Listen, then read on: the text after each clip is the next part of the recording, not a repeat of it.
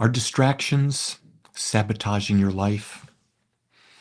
You see, every impulsive distraction, it promises relief, but it steals depth. Every scroll, snack, drama, quick hit of validation feels harmless, even deserved. Yet each one pulls you out of presence and away from the steady, meaningful work of becoming who you are. A fulfilling life isn't built on a burst of stimulation. It's built in moments of conscious choice. If you want something extraordinary in your life, you can't keep trading it for something that's easy. And that's what social media has become. It's become a distraction. In fact, distraction has become socially acceptable. It's a socially acceptable escape from yourself. Most people think that distraction is harmless. And yet, what they don't understand, it's not. It's anesthesia. Phones, noise, scrolling, constant busyness, they keep you from sitting with discomfort, uncertainty, or the next bold move it's asking to take.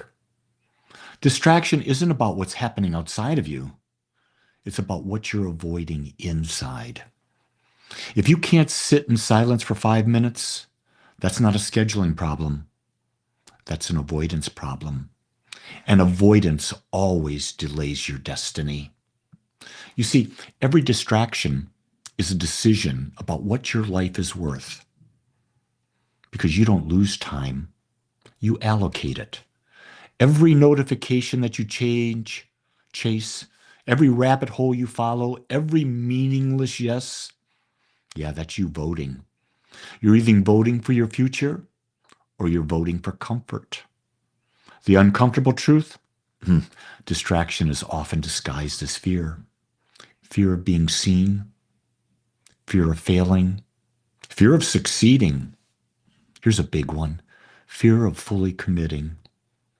Distraction keeps your potential theoretical, where focus makes it real. You know, I've really come to understand that a distracted mind cannot create a powerful life. Creative power requires attention and focus. Ernest Holmes talked about directed thought. Zen talks about presence. Modern neuroscience talks about the attention shaping neural pathways. Different language, same principle. Where your attention goes, your life grows. A scattered mind produces scattered results. A disciplined mind produces intentional outcomes. So if you want a different life, you need more motivation. No, you don't. Motivation is nonsense. Motivation comes from the outside. You need inspiration. And with inspiration, you'll choose fewer distractions. And then you can begin to focus. You know, one of the things I love about my puppy, she's 2.5-year-old yellow lab. When she's focused on a toy, there's no distractions. When she's focused on a treat, there's no distractions. Can you be that focused? I was walking the other day in the gym, and people are sitting on their machines, their weights machines, their resistance training, their treadmills. And darn it, if they're not scrolling every moment, there's not a moment that they're not pulling that weight down or moving that weight up, they're scrolling. Why is it we have such a hard time being with ourselves? Why is it we feel this need to distract? I don't know what your answer is, but I know you can figure it out. Distraction comes in every possible form you can imagine. You know when you're focused. You know when you're working on the things that you love because you lose the track of time. And there's a sense of joy in you. Even if it's tedious, if it's doing what you love, it's joyful. And you're not distracted by the outside world.